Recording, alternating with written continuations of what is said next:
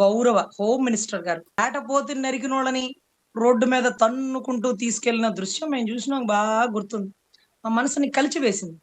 అరే రే రే, మేకని చంపేసిన వాళ్ళని రోడ్డు మీద తీసుకుపోతురే, ఆడబిడ్డని కుక్కను కొట్టినట్టు రేల కొడతారు రోడ్డు మీద. కులం పేరు పెట్టి బూతులు తిట్టిన రైల్వే కోడూరులో ఆవిడెవరో, ఆవిడ పేరు గుర్తులేదు, రైల్వే కోడూరులో ఒక ఒక పంచాయతీ ఉద్యోగం చేస్తున్నటువంటి ఒక మహిళ ఎటు వెళ్ళిపోయింది? రాష్ట్ర మహిళా కమిషన్ చైర్పర్సన్ గారికి ఆ దృశ్యం కనపడలేదా? లేదండి, అక్కడ కొంతవరకు ఎగ్జామ్షన్ ఉంటుందండి ఆవిడ వరకు.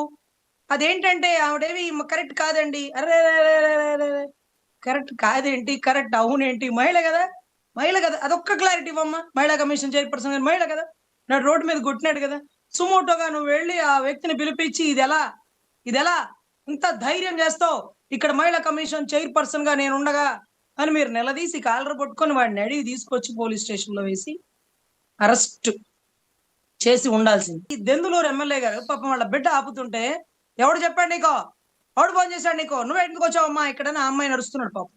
అమ్మాయికి ఎవడు చెప్పాడంటే, ఎవడు చెప్పాడు పాపం, ఆ దౌర్భాగ్యం యూనిఫామ్ వేసుకున్న పోలీసు వాడే చెప్పుంటాడు. వాడు వీడని మాట్లాడుతుండే, సార్ సార్ సార్ ఆగండి సార్ అంటే పోలీసు వాళ్ళని కూడా ఇలా నెట్టేసినారు, న్యూసెన్స్ చేసినారు. అంటే మీకు అక్కడ తెలియదు కాబట్టి నేను చెప్తున్నా.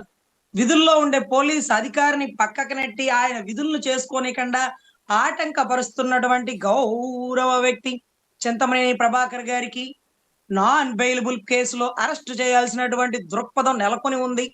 మరి ఏం ఎగ్జామ్షన్ ఇచ్చినారో గౌరవ హోమ్ మినిస్టర్ గారు, డీజీపీ గారు మాకైతే తెలియదు.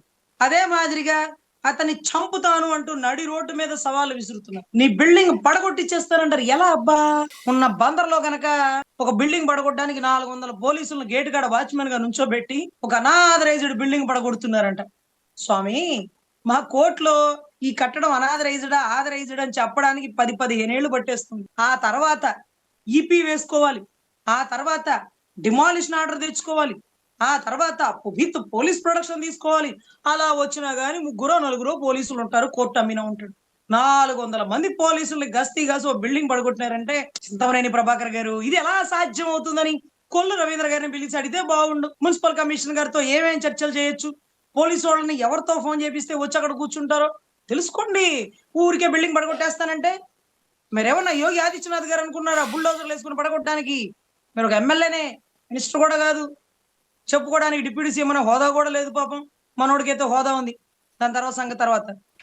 అయితే ఇక్కడ ఏం జరుగుతుందంటే నడి రోడ్డు మీద న్యూసెన్స్ కేసు పెట్టచ్చు, ఐపీసీ సెక్షన్ 353 పెట్టచ్చు. అంటే గతంలో ఐపీసీనే మాకు గుర్తున్నాయిలేండి, ఆ బిఎన్ఎస్ మాకు మర్చిపోతుంటాం.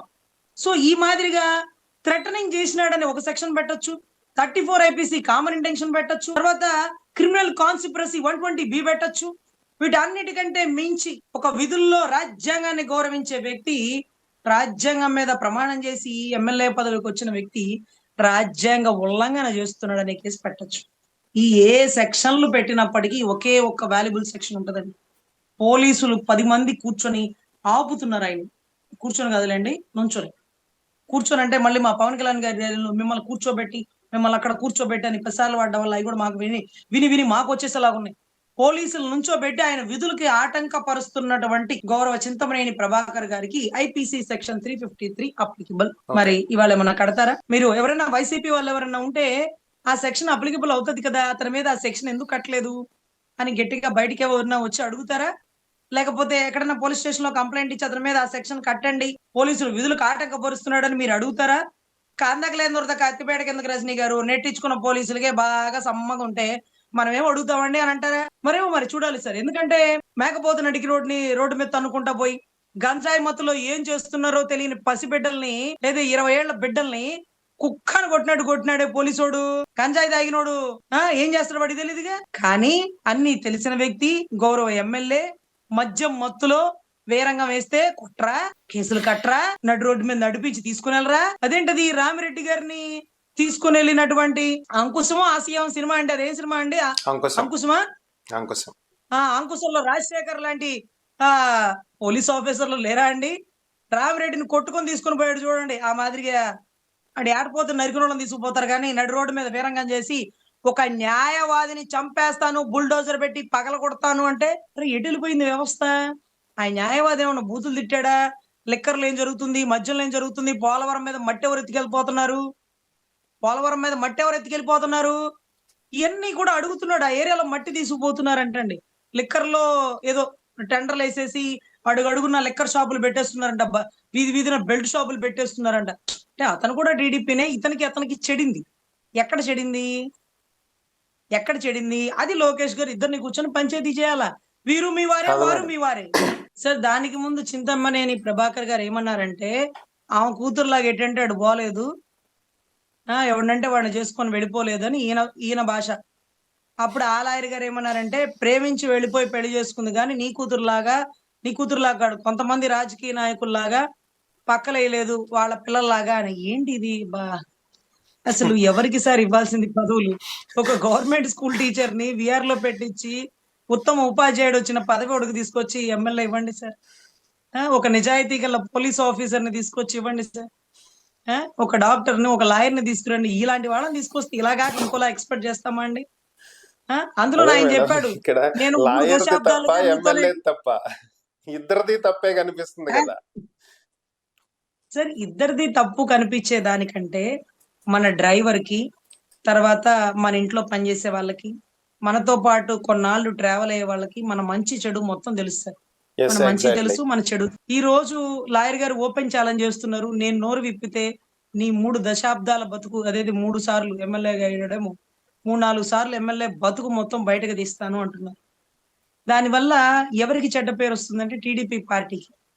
ఇలాంటి వాడిని పెంచి పోషిస్తుందంటే ఇతను ఇలాంటి వాడని లాయర్‌కి తెలిసినప్పుడు టికెట్ ఇచ్చేవాడికి తెలీదా అండి? ఎందుకు అతని తెలీదు? క్వాలిఫికేషన్ ఏంటో. సో, ఇవి ఎంత దూరం వెళ్ళిపోతుందంటే సార్, అప్పుడు అందుకే నాకు అతనెవరు ఆమ్ ఆద్మీ పార్టీ పెట్టాడు చూడండి.